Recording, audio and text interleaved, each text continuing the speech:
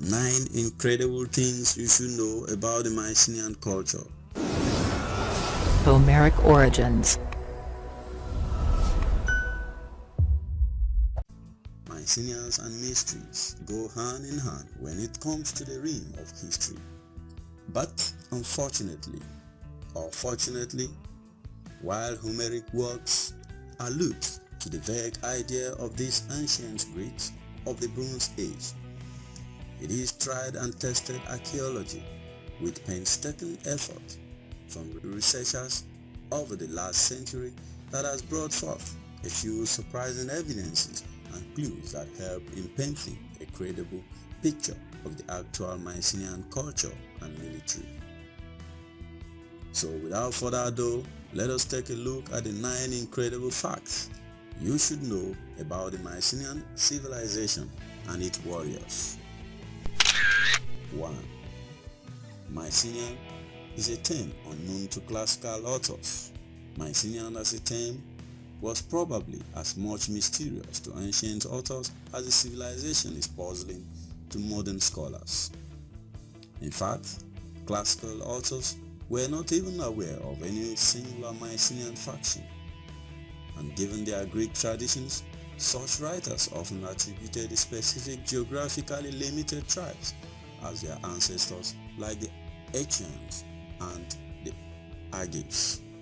Now, of course, the greatest example of classical Greeks being inspired by their ancestors comes from the epic poetry of Homer in the Iliad and Odyssey.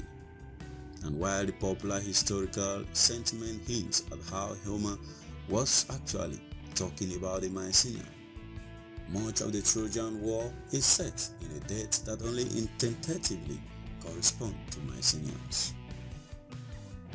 To that end, rather than a historical exposition of how Mycenaeans fought and behaved, the Iliad should be viewed more like a compilation of folkloric traditions that were passed down through generations from around 9th to 8th century BC, 3 centuries after the passing of the Mycenaeans. Now, of course, given such folkloric credentials, it doesn't mean that Homeric works are completely devoid of actual historical scenarios. But as historians Nicholas Jegoric mentioned, alongside the oral traditions, many of the storytellers also invented their own mythical stuff that was ultimately added on to the epic works. And in an odd twist of fate, it was the romanticism of Homer's literary achievements that ultimately drew archaeologists to the previously unknown Mycenaeans.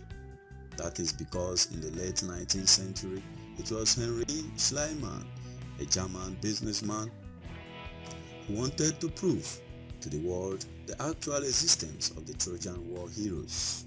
He came upon an ancient Bronze Age tomb with a myriad of grave goods, including gold, silver, ivory, and ceramic artifacts, including the famed golden marks of Agamemnon.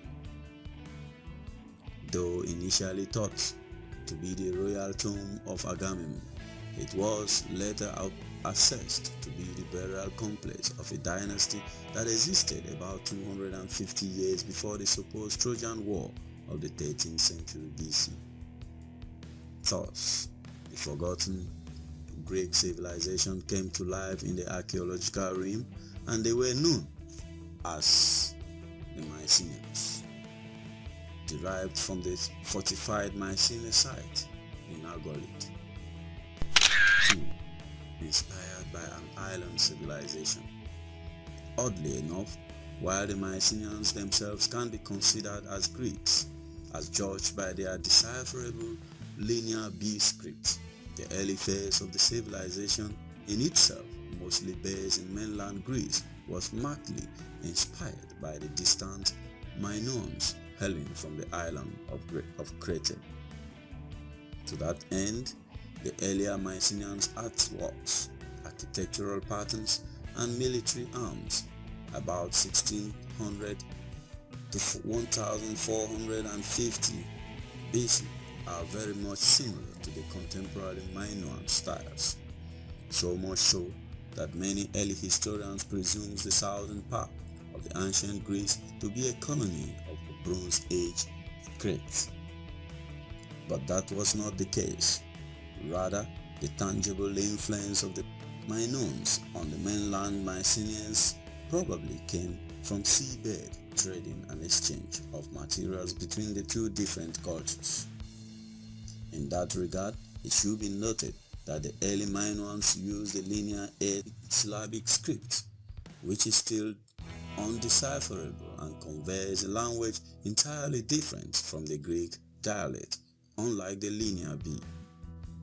So, in a way, the early Minoans could be possibly considered known Greeks who had their lasting influence on the perceived Greek characteristics like acts and military of the Mycenaeans, though a new study potentially disputes this theory. Number 2. Mycenaeans as a reversal of fortunes. Once again reverting to the twist of fate in history, by 1400 BC, the native Minoan civilization came to a halt, possibly due to the cataclysmic effects of the volcanic eruption of Terra. The Mycenaeans took advantage of this chaotic period and pushed forth their mainland culture in Crete. This reversal of influence led to the emergence of the famous Mycenaean site at Knossos in Crete. The Mycenaean ascendance was also reflected by their rising power in the proximate Aegean regions. Source: trade treaties were carved up with the regional powers, including the Hittites of Anatolia and ancient Egypt. The cultural and military exchanges between these Bronze Age power centers were evident from the employment of exotic Egyptian and Nubian mercenaries in Mycenaean armies and vice versa. Furthermore, pertaining to an intriguing scope, at some point about 14th century BC, the Mycenaeans may have even sent an expeditionary force to fight the Hittite allies of Western Anatolia, thus oddly, though possibly coincidentally, mirroring the events of the Trojan War. 4. The precursors of the phalanx. Fortunately, beyond just Homeric descriptions, it was archaeology that proved to be the greatest asset when it came to identifying and knowing more about the military system of Mycenaeans. Evidence mostly from pictorial depictions and extant grave specimens, historians are almost certain that the Mycenaeans, like their later classical Greek counterparts, had a penchant for employing the massed shoulder-to-shoulder formations of heavy infantrymen wielding stout spears. According to Gorick, these offensive weapons sometimes reached substantial lengths of 12 feet with a socketed spearhead crafted from bronze.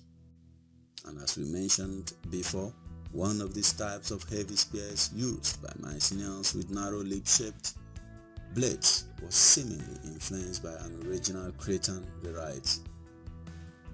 In a nutshell, the heavy infantry possibly used both modes of handling the weapons, probably depending on the mass of the enemy and the irregularity of the terrain on which they were operating.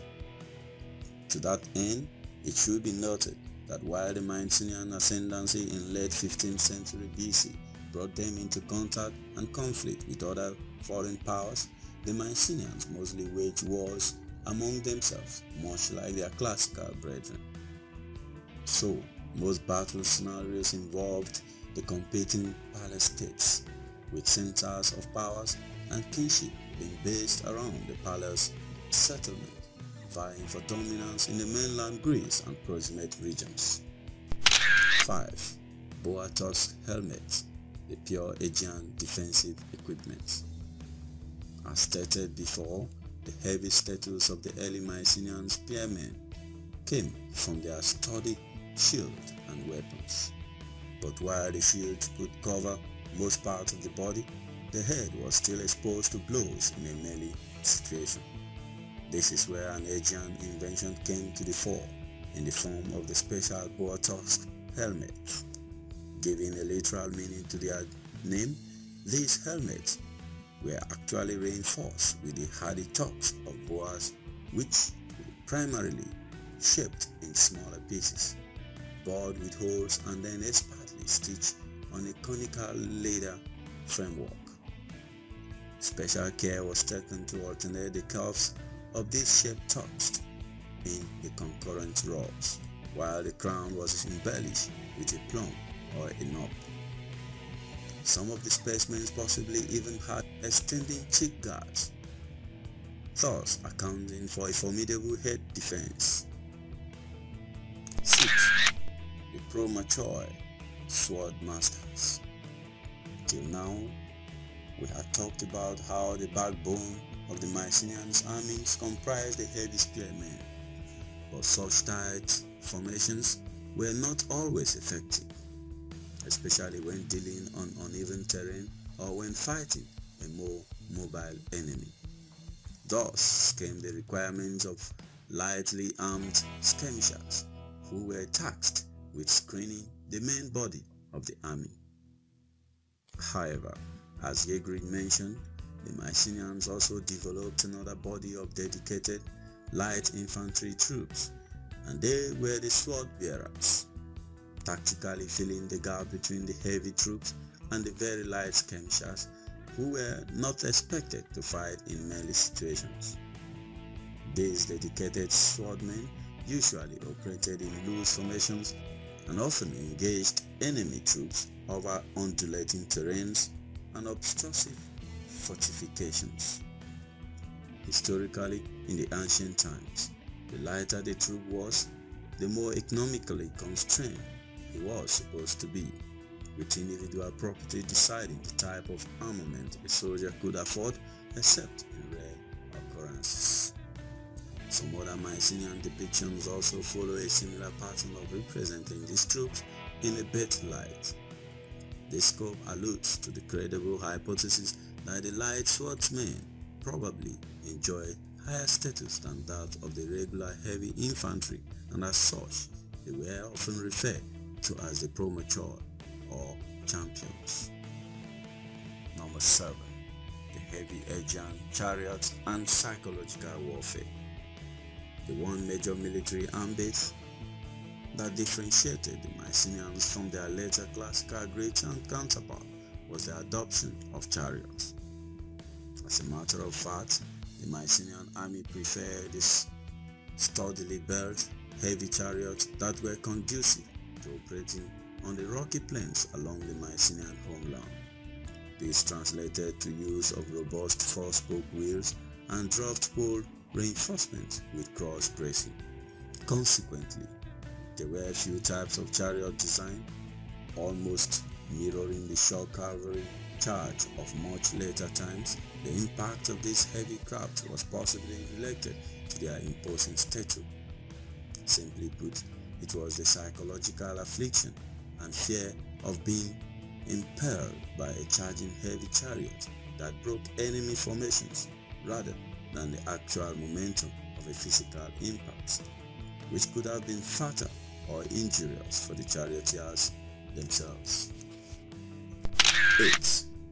The evolution of shorter spears and better armor. Most of the Mycenaean military aspect we covered till now coincided with the period between 1600 BC and 1300 BC.